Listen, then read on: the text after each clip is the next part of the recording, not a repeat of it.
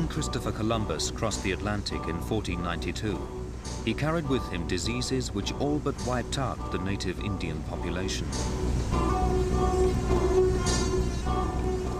Their revenge, according to history, was to send back to Europe the scourge of syphilis.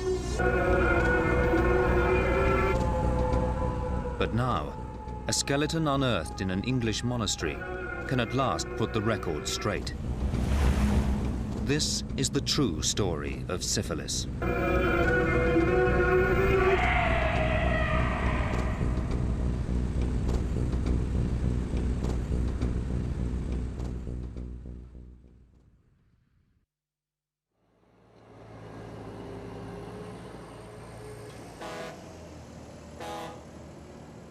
This story begins in Hull.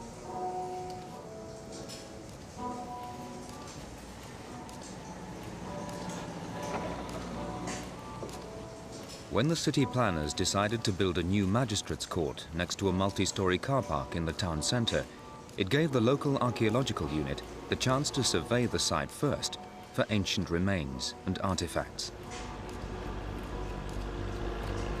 Working within a very limited time frame, the team worked day and night digging out what they suspected might be the remains of a medieval friary. By the end of the dig, they had unearthed more than 240 skeletons and countless artifacts. Information which painted a detailed picture of a shadowy medieval world. A heady mix of religion and riches, medicine and morality, sex and disease.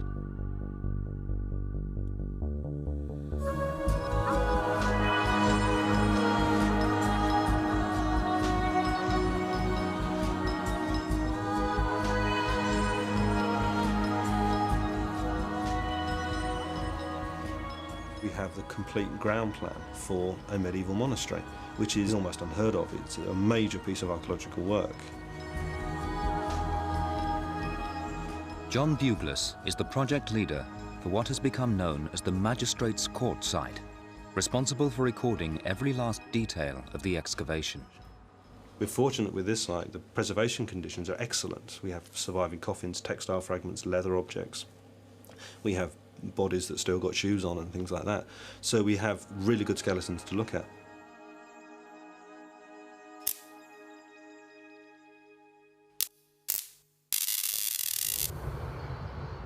One skeleton in particular from the Hull site was set to rewrite history.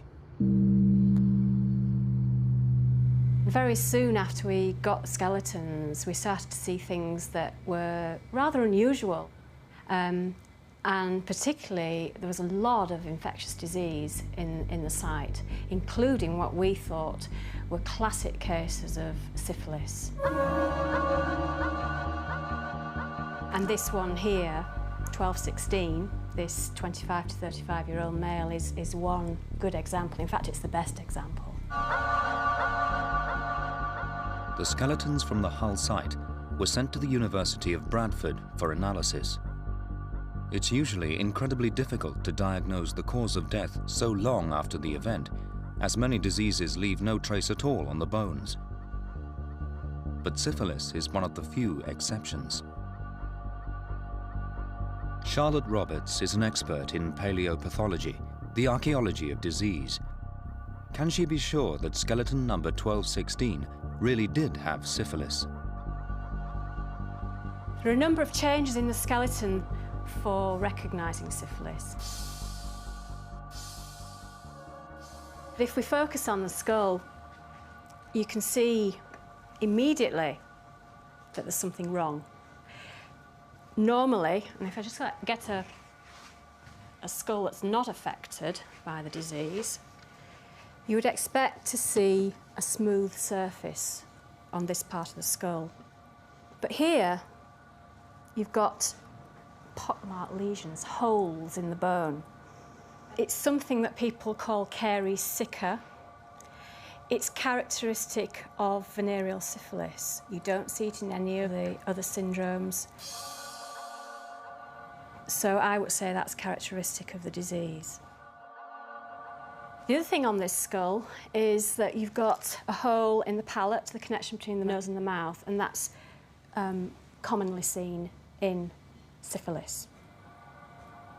If we move down the skeleton, what we see again is bone formation and bone destruction. I think probably the most florid bone formation is actually on the leg bones. This is the thigh bone, and you can see the whole length of it has got the formation of bone. We've also got some destructive lesions here and here.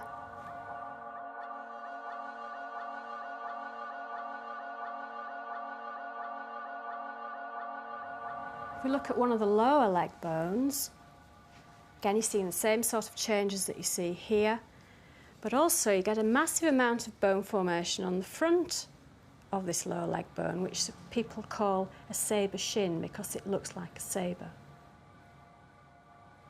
Imagine the inflammation, the swelling of these limbs, the redness, the heat, the pain. Apart from skeleton 1216, the site contained 2 more classic cases of the disease, and there were characteristic signs of syphilis in more than 60% of the bodies. But all these people were buried in the sanctuary walls of a deeply religious community. And syphilis is a venereal disease. It is contracted through sexual intercourse. So what kind of religious community was this?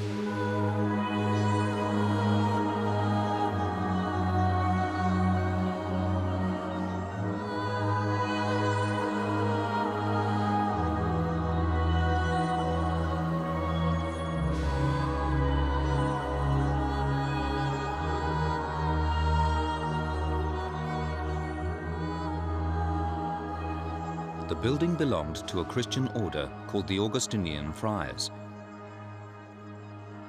And this complex of cloisters, living accommodation and church was the friary. It was one of the first to be established in England, and in 1539, the last to be destroyed.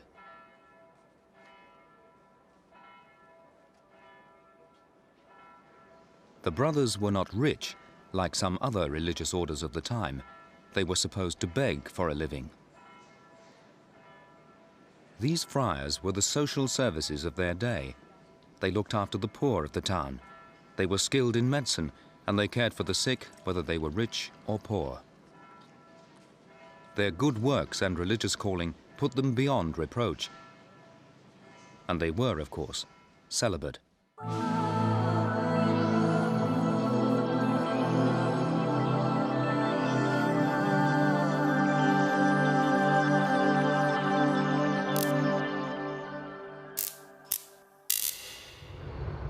But the skeletons from the Hull Friary proved the presence of a sexually transmitted disease. What had gone so perversely wrong amongst the brothers here? There was more evidence from the dig which could not easily be explained away. A dozen bodies were found with a wooden rod buried alongside them, leading to the suspicion that these friars belonged to a flagellation sect. We have a series of rods which are quite short. They're sort of about that long, and they still have the bark on them, and they're hazel, nice and whippy. And there has been a suggestion they're actually flagellation rods, because at this particular time, with plague sweeping through various parts of Europe, there was quite a strong movement, particularly on the continent, for self-flagellation and hair shirts, and you suffer more on this life, therefore the afterlife becomes better.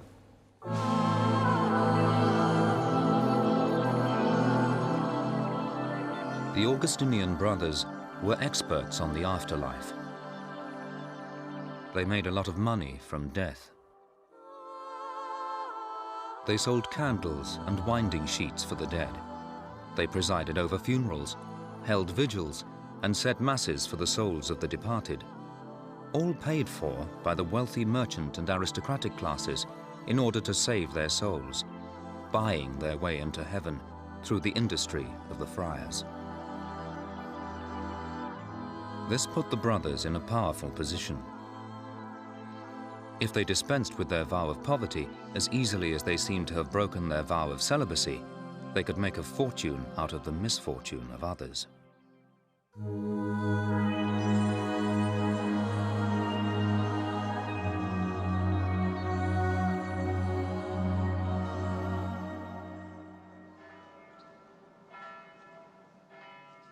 This medieval will from Hull shows that the system was certainly open to corruption. We have 2 surviving wills from this period of time from Hull, and one of them actually states that a sum of money is to be put aside per friar who attends mass for this person's funeral. So which is terribly open to abuse, because you can just load up X number of friars. You could grab friars from every house in the area and bring them in to try and bulk your funds up.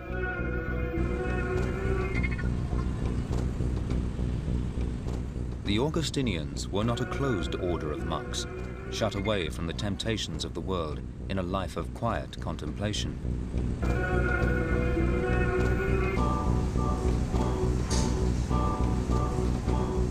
The friary was deliberately positioned in the commercial heart of the town, wedged in between the houses of wealthy merchants and the quayside of the bustling port. One of the things, the trades that comes into Hull and makes its wealth is the wine trade coming in from Spain. The volume of wine being imported is enormous. 1.5 million litres a year is a staggeringly large amount of wine. A lot which we consumed locally, so you would seem to think that there could well be a high degree of carousing. The site in Hull uncovered large collections of the imported wine jugs, evidence that at least some of the carousing was going on within the friary walls. But this does not mean that they were necessarily dissolute. Medieval monks probably drank 4 times as much alcohol as people drink in England today. And the Hull friars were no different.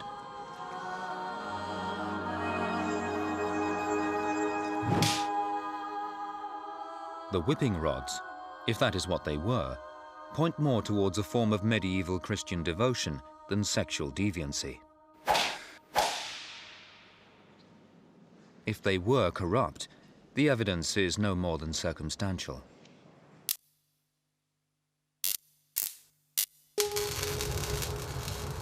We are left with the astonishing evidence of the bones. How can we explain the presence of syphilis within the friary walls? Channel 4 commissioned experts at Bradford University to make a computerized map plotting the site of each skeleton, superimposed on the outline of the friary.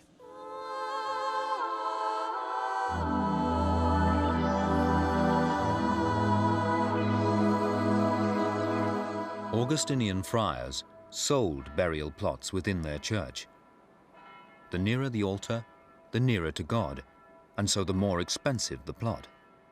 The most prestigious plots were reserved for the senior friars and for the rich merchants who paid for this privilege.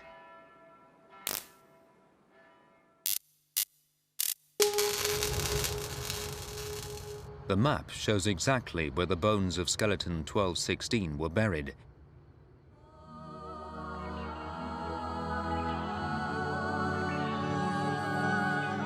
In a prime spot close to the altar.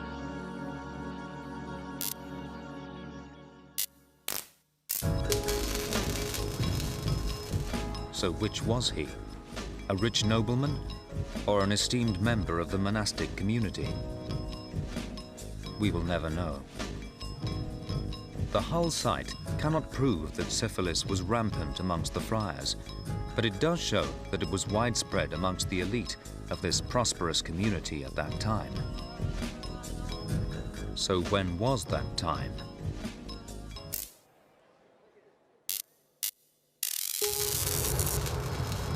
When did skeleton number 1216 die? The evidence from the dig suggests that he died in the 1300s. But if this was true, this was electrifying information.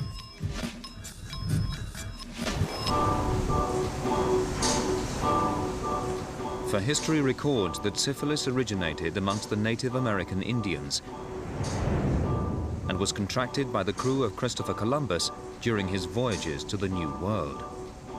On returning to the Old World, the new disease grew into a plague of epidemic proportions, first among the Spanish soldiers at the Siege of Naples in 1495, before spreading remorselessly through Europe.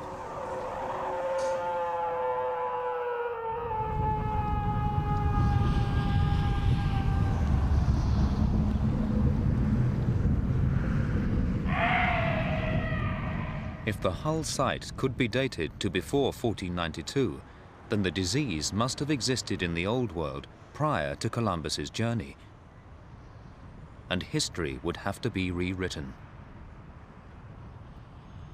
And to help them date the burials, the archaeologists at Hull had a rare piece of luck. The waterlogged conditions of the site had preserved a remarkable number of wooden coffins, ideal and rare material from which to get a reliable date. It's a very unusual find. There are only 10 sites that have generated significant quantities of waterlogged coffin boards across the whole country for the last 50 years. So it's a very unusual find, and this is by far the biggest assemblage. Ian Tyers, from the Dendrochronology Unit in Sheffield, took over 300 samples back to his lab. The critical thing that we were supposed to be sorting out was the dating of the coffins themselves to help sort the stratigraphy and help put a timetable to the burials. You can see that we have wide rings and narrow rings are effectively reflecting the conditions under which the tree was growing, whether it was having a good summer or a bad summer as far as growth is concerned. And those act like a fingerprint through time. The pattern of narrow and wide rings is unique over a number of millennia. Having recorded the measurements for each sample, Ian then fed all the information into a central database to find a match which would give him a definite date. From our dating perspective, we can date the year and indeed the season of the year that the trees are felled. And those that we have bark age for, so the year the trees were cut down, are all in the 1340s and the 1360s. The date from the Dendrochronology lab puts the coffins at between 1340 and 1369. This is not in itself particularly surprising. All the indications from the dig, the pottery, the historical records, all show a date around the middle of the 14th century, and the wood dating is right in the middle of this. But of course, this information from the site in Hull has sent shockwaves through the archaeological and historical world. Because syphilis is not supposed to have been in this country, in Europe even, until Columbus brought the disease back from America, 150 years after skeleton 1216 was buried in the nave of an Augustinian friary on the northeast coast of England. Who can history blame for the scourge of syphilis? In 1493, Christopher Columbus returned home to Europe with news of a new world. History records that he brought a new disease with him too, syphilis. But now, the discovery in Hull of skeletons bearing the scars of syphilis undermines this 500-year-old version of history. For these bodies were buried 150 years before Columbus set sail. So the question now is, who really gave syphilis to whom?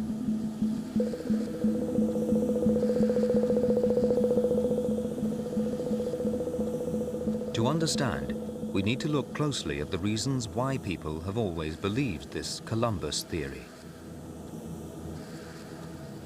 In the closing years of the 15th century, a young, ambitious scholar described a new disease sweeping through Europe. In recent times, I have seen a disease which is so cruel, so distressing, so appalling, that until now, nothing so horrifying, nothing more terrible or disgusting has ever been known on this earth.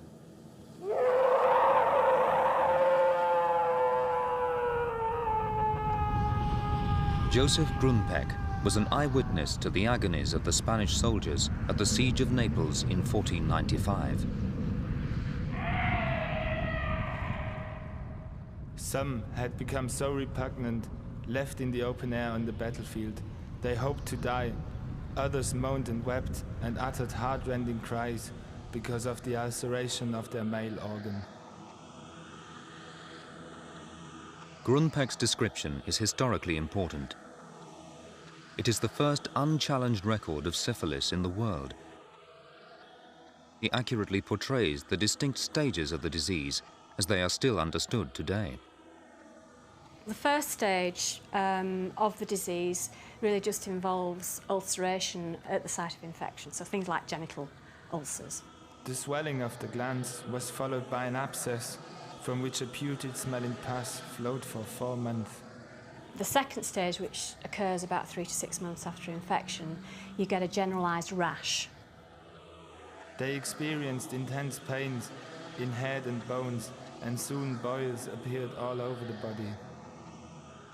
It's the third phase, where you get considerable ulceration on the skin.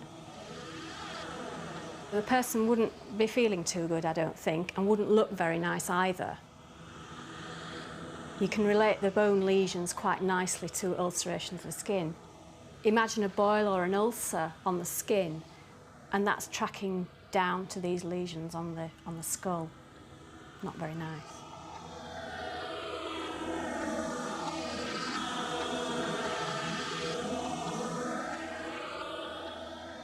And I would think if you've got an infectious lesion that's active in the mouth, you're going to have somebody who's got a pretty awful bad breath.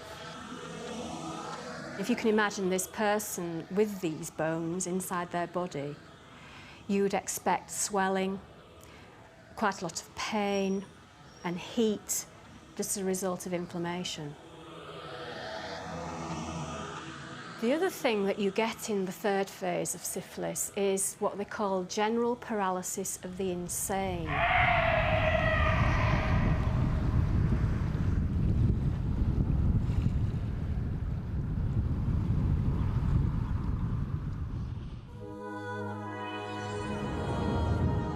This was more than just another plague. It was a disease which brought to the sufferer not only pain, but shame. In the fervently religious Christian Europe of the time, this new disease represented the wrath of God, punishing wicked people for their immorality. As Grunpeck describes the horror at the end of the 15th century, no one seemed to know where syphilis had come from, and of course nobody was willing to accept the place of origin for this disease as their own. He calls it the French disease. The French called it the Neapolitan disease. The Germans called it the Spanish itch.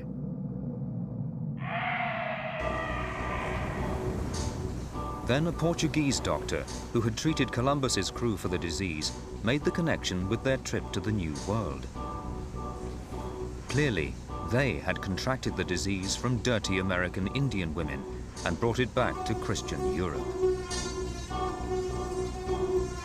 In the 500 years since American Indians were first blamed for giving the disease to Europe, scientists have searched for evidence to support this theory.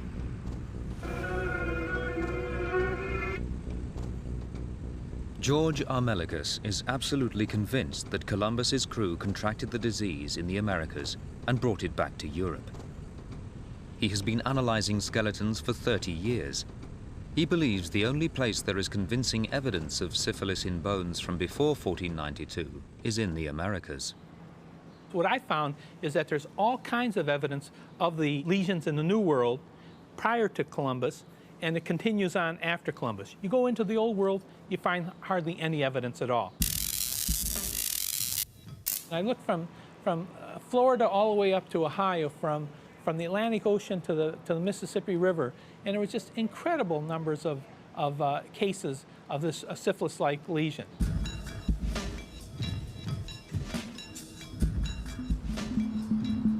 George is convinced that the disease was widespread in the New World, not just because he has found classic cases, but because he has found signs of syphilis in the population as a whole. Now, what I would expect to find is not only the fact that you find it within an individual, which we find many isolated cases, but we find it within a population and within a region. If these people are in social contact, they're in sexual contact, and so the disease should be widespread.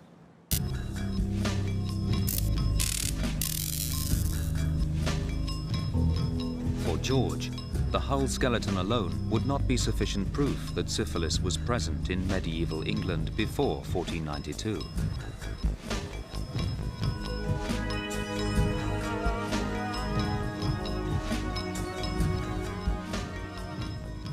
If Charlotte is to overturn 500 years of history, she needs more evidence.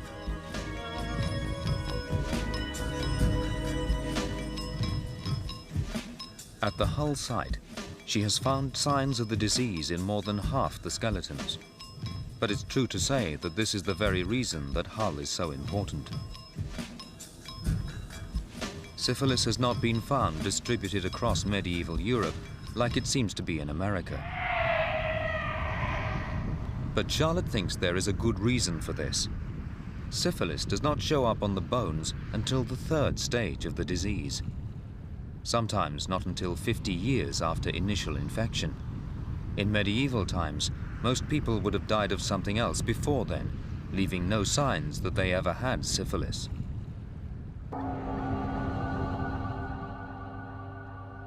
Only a small proportion of people with syphilis will get bone changed. They may die before that develops.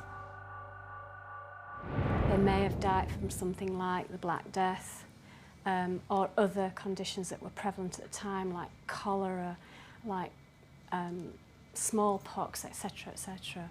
So there was a lot going on in the medieval period that will have predisposed people to die quite young. And in fact, this person has died before the age of 40, but we don't know what from. But we know that this person had syphilis. So it's actually difficult to get a handle on really what the prevalence, the rate of this disease was in the later medieval period in England, because there's so many confounding factors. Charlotte would not expect to find the classic signs of syphilis in the general population at this time. This is what makes 1216 such a special find. He shows all the evidence of the disease. There has never been a clearer example in the old world from a site dated before 1492.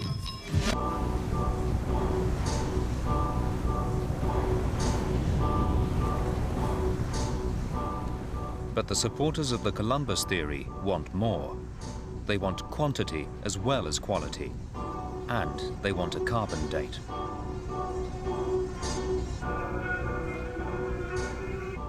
Really, the debate centers around this issue. What is the evidence in the old world prior to contact? Now, it may be at Hull, there is the irrefutable evidence. If they find, for example, that you have a radiocarbon date that dates it before 1492, then I would have to do some explaining. Dendrochronology has given a precise date to the coffins found at the Hull site, but George wants more than that. He wants a date for 1216 that comes from the bones themselves. In the debate about who gave syphilis to whom, the date is crucial. And Charlotte knows that if her findings are to be taken seriously, she will need irrefutable evidence that skeleton number 1216 predates Columbus, a carbon date. She sends off samples from the bones to the carbon dating laboratory in Oxford and waits. By working out how much radioactive carbon is left in the bones, it is possible to work out when the individual died. If skeleton 1216 can be securely dated to before 1492, the Columbus theory will be in tatters.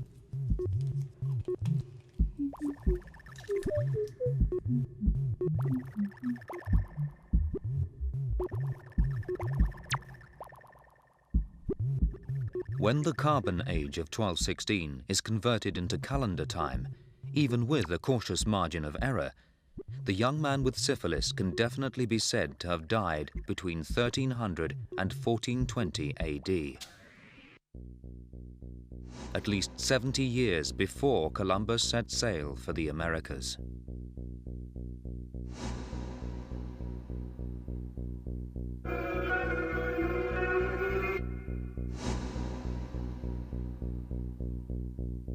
Charlotte is invited to an international conference in Texas where the world's leading experts in this field are gathered.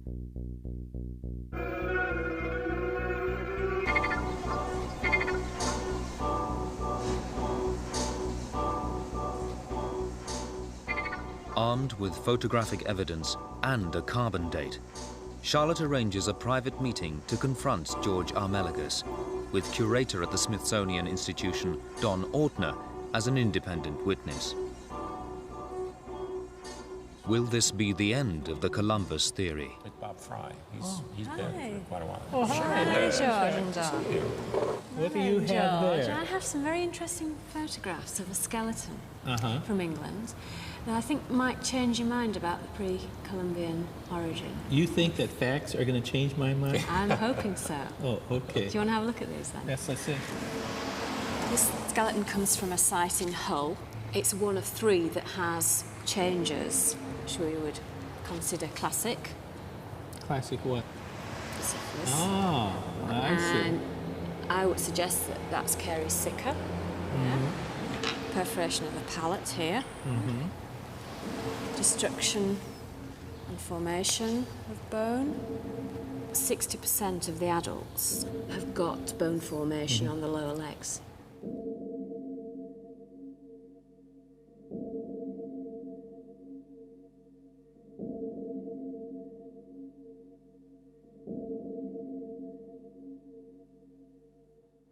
I'd say that this is obviously a clear case of syphilis.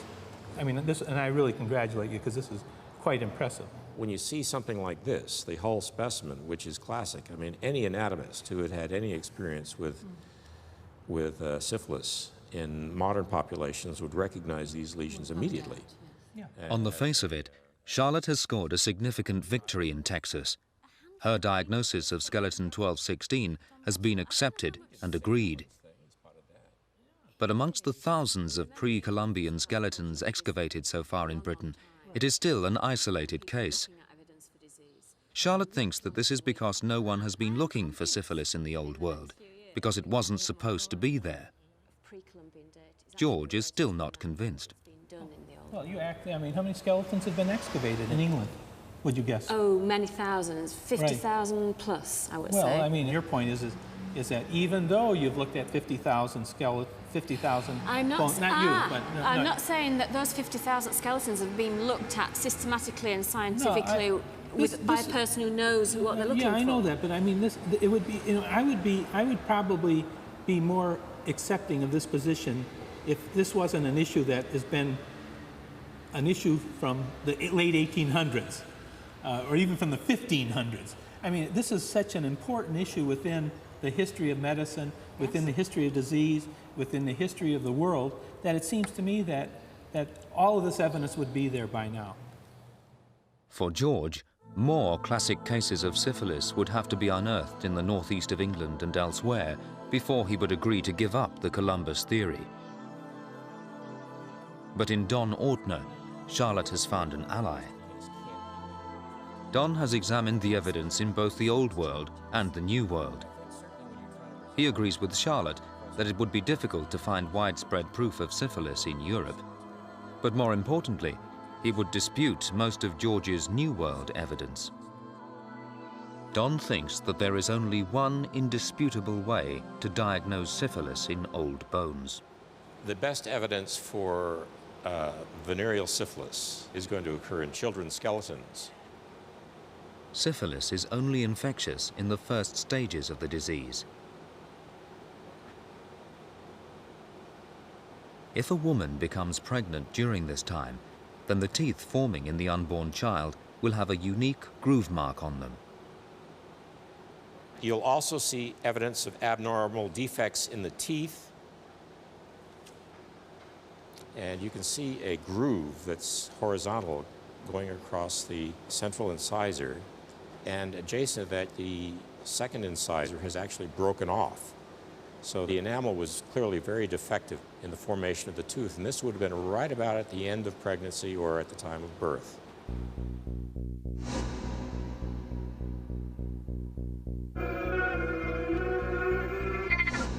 The work in the New World cannot prove that the disease originated here in America, and too little work has been done in Europe to conclusively reject the Columbus theory.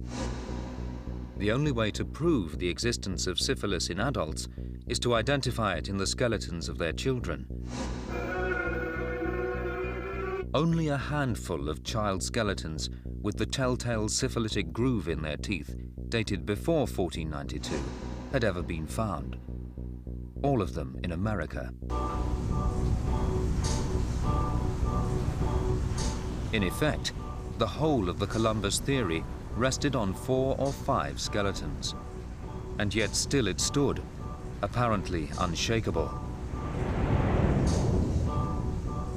That is, until another skeleton was found with the distinctive teeth, to finally shatter this distorted view of history.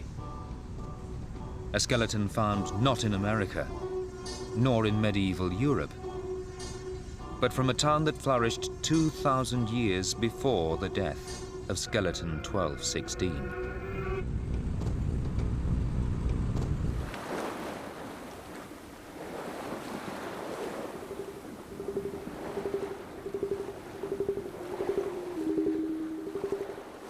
For 500 years, the American Indians have been blamed for giving Europe syphilis.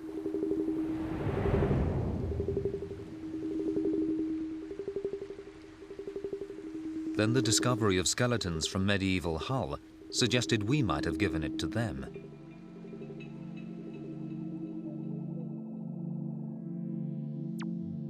Now discoveries from the ancient world may finally reveal the truth behind the syphilis enigma. Matti and Renata Henneberg excavated nearly 300 skeletons from an ancient Greek settlement in southern Italy. Metaponto was a busy port of 40,000 inhabitants that flourished from 600 years BC. As they worked their way through the bones, looking for signs of disease, Matti found it difficult to believe the evidence before his eyes.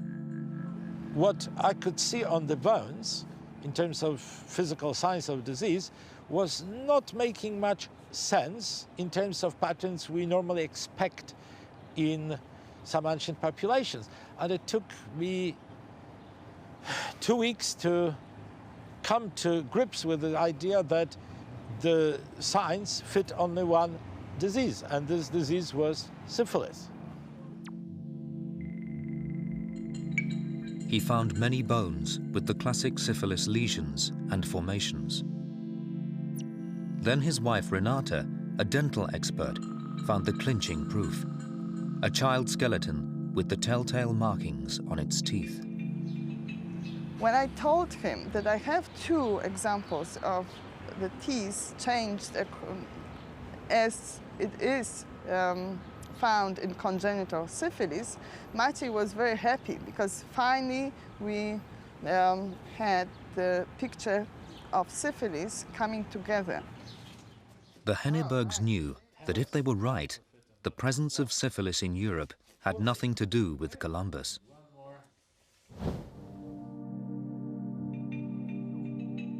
But if it had been in Europe since classical times, then they should also find evidence of the disease at their other archaeological site, the ancient Roman remains at Pompeii.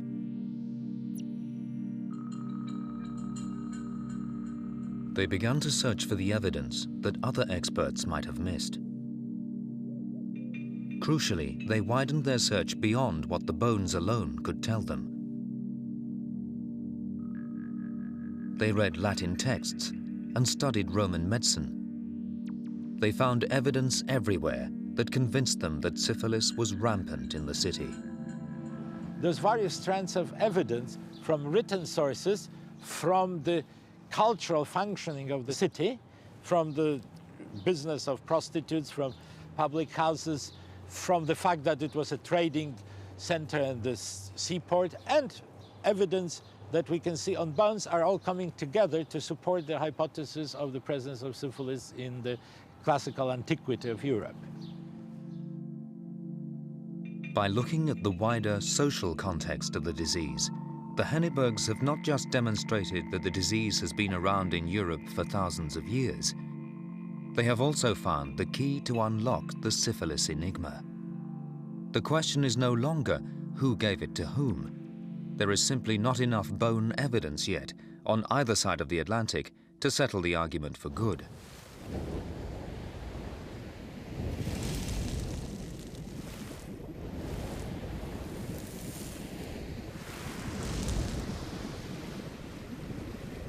But add to the evidence of the bones an understanding of the way of life of these places, and the true story of syphilis begins to unfold. Syphilis is a survivor, and to survive, it has mutated to adapt to different climates and different societies. It has not always been a killer.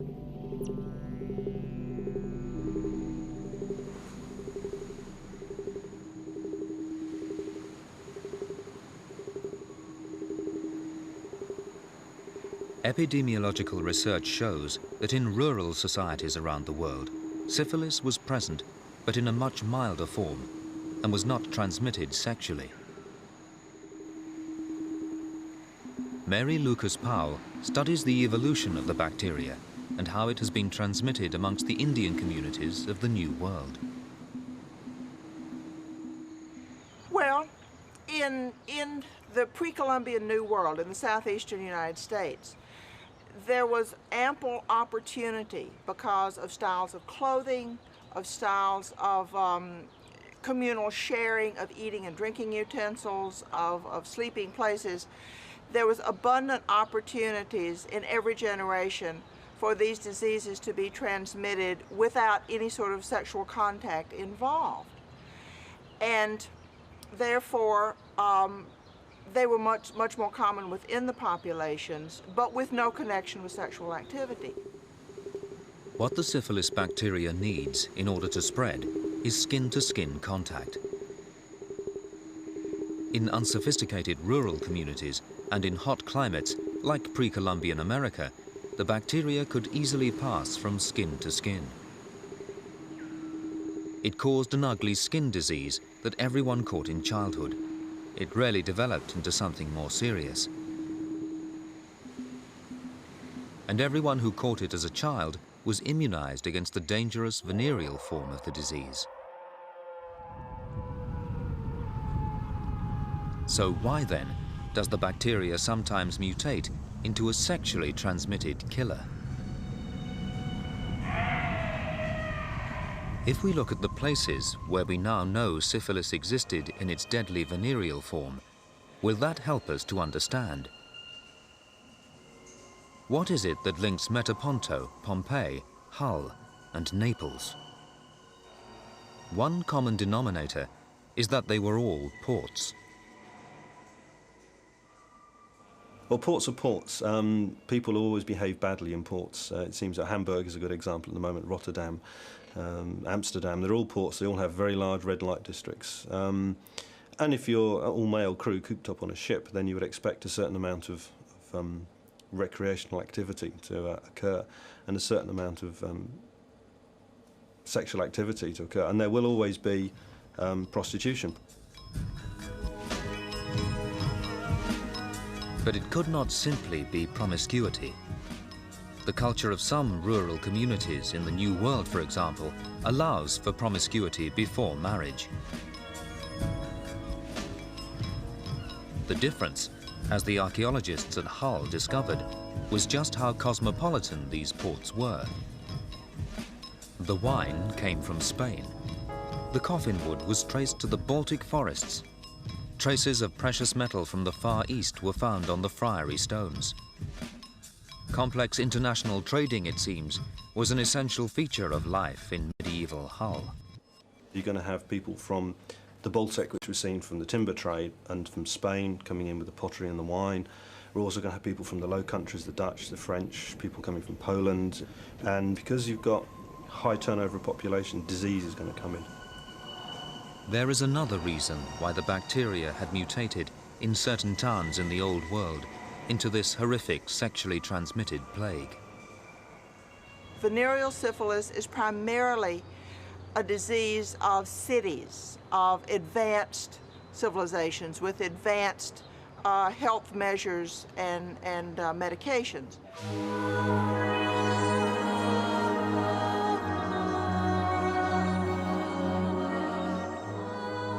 Civilization means syphilization. Better hygiene, the wearing of clothes, less sharing of eating and drinking utensils means the less dangerous form of the bacteria cannot move around. It must mutate to survive.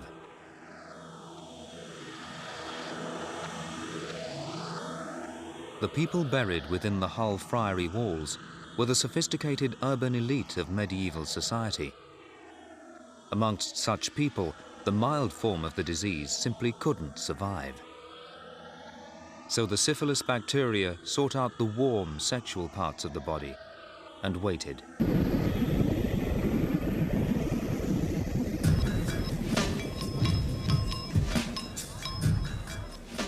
The Syphilis Enigma is finally cracked. The bacteria has been in human society for thousands of years, but like all bacteria, it is not fixed in a single form. As society has changed, so it has changed. Where climate and social customs permitted, it would thrive as a mild childhood skin disease. But whenever and wherever social change made that impossible, it has mutated into a terrifying sexually transmitted killer.